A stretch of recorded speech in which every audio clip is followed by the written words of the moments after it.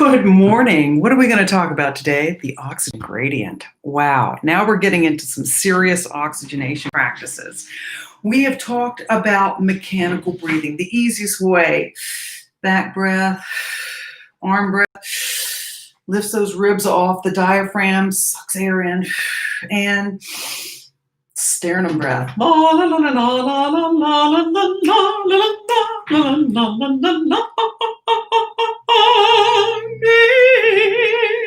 Oh, beautiful America, America.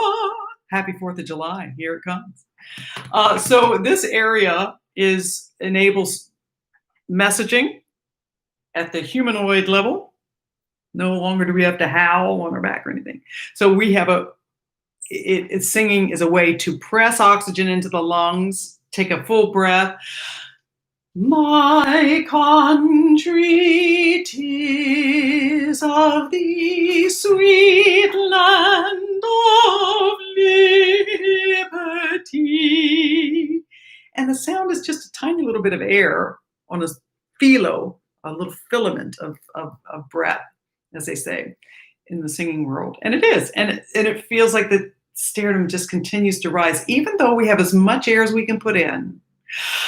Long may our land be bright with freedom's holy light. Protect us by thy might, great God, our King.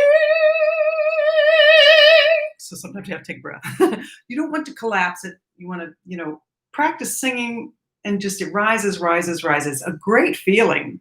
And it releases dopamine, free resonance in the and brain tissue areas, depending on the la, la, la, la, la, stimulates the heart and lungs and vagus nerve. La, la, la, la, la, that Julia child stimulates the pituitary gland and other areas, lower areas of the brainstem and such.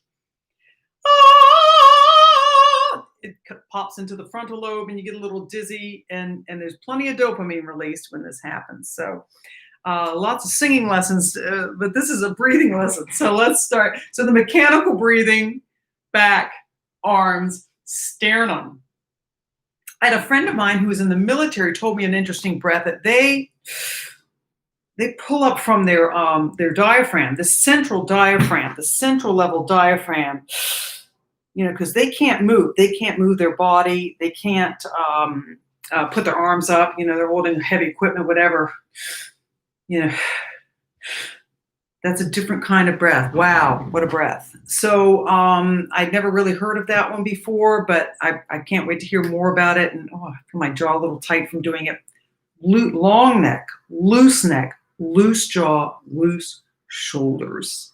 And I would go with the mechanical, arms, and the sternum. Try a little singing. Today, I want to talk about the oxygen gradient. I'm so excited about this because this is really good. And actually, I just did a lecture on the oxygen, talking about the oxygen gradient, and I might just bring it on over here. Because what do I mean by the oxygen gradient? Well, when we meditate, we're not really doing anything, but we're taking breath in, and we're giving our mitochondria and our cells and a breather, as it were. We're reestablishing the oxygen gradient to an extent.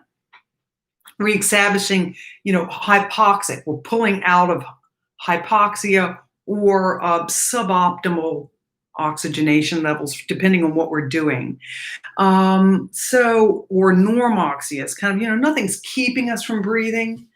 And so we meditate, puts us into a more fully relaxed zone. Because when we're breathing, the amygdala is deactivated. So now we decide we're going to do something for the first time. I can give you several examples. I'll give you an example. A friend of mine went on a cruise down to St. Thomas, and I love snorkeling. And I love the underworld, and that's just a wonderful world. And of course, the buoyancy of water. It's easier to breathe. We're in the position to breathe. And so swimming is an excellent way to to breathe. But we're going to go snorkeling in uncharted territory, as it were. There was a whole area, and most of the people were kind of hovering around the edge. There was an aquarium, kind of underground aquarium that we had already gone to and seen. There's all sorts of things to see out there. And so we were going to go snorkeling. We wanted to really do it. So we had our equipment, and there was the water, and we saw people snorkeling out there, just hovering along the edge. They didn't hover along the coast, where the sand hit the water. They weren't going out very far. And we were going to really do it. And we did really do it, but we needed to prepare the system to carry us through the event. And here's an example of how the oxygen gradient will work for you. And it empowers the cell. Fire, fire, fire, fire, fire, fire. And you don't get tired, and you don't get afraid, and you don't get nervous, and you don't slow down. We on the oxygen gradient, we had a really strong, healthy snorkel for 90 minutes, way out beyond. We were within the boundaries of of where we could snorkel. Everyone else was along the edge. A couple people were out. We just were able to go out there and just explore for a long time, because we established an oxygen gradient. So what is that?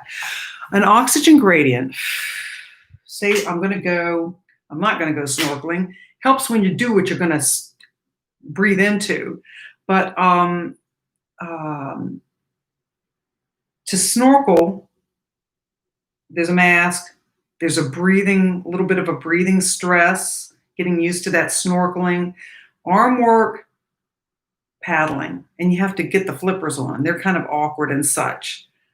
Doing all of that, if you haven't taken a breath or oxygenated, you're tired before you start.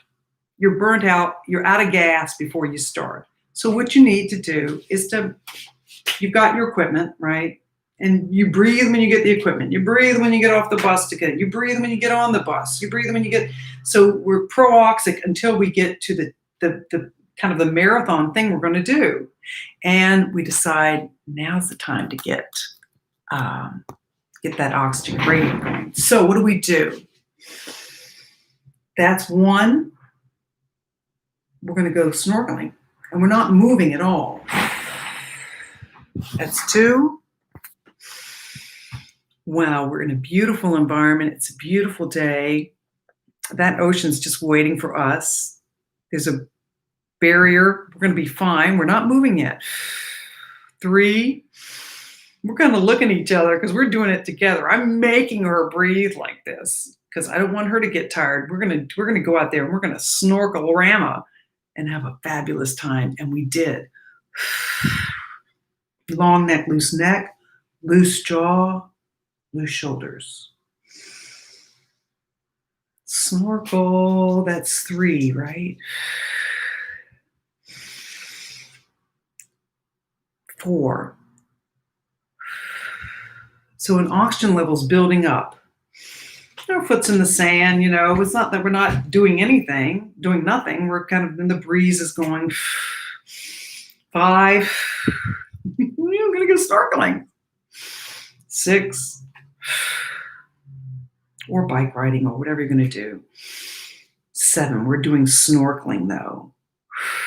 The water's going to be cold too. 8, especially when we first go in, there's a shock there. 9. We're sitting on our little cots, kind of holding our equipment.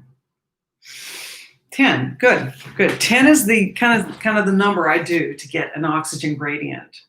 And it takes 2-3 seconds for oxygen to deliver. Long neck, loose shoulder, loose jaw. Here, okay, we got our equipment. Are you ready? I'm ready, she says. Okay, take a breath.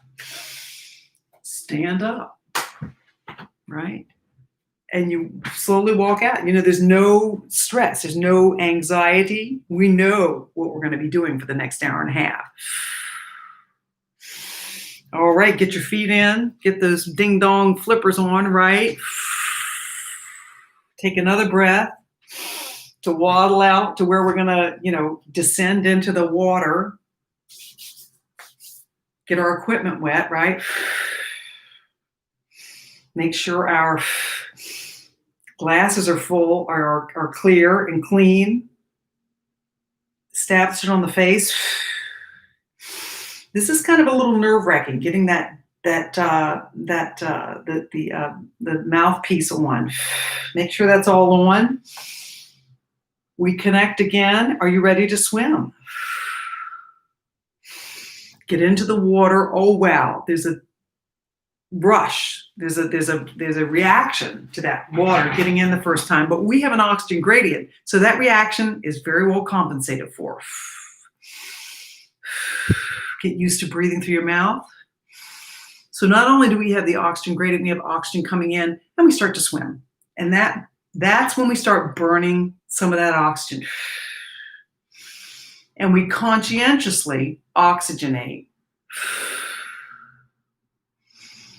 As we, move our arms, pattern generation. It's not a lot of oxygen to move our arms, not a lot of oxygen to get that foot generator, but it is a lot of oxygen to stay calm and composed as you go out to enjoy that oxygenated event.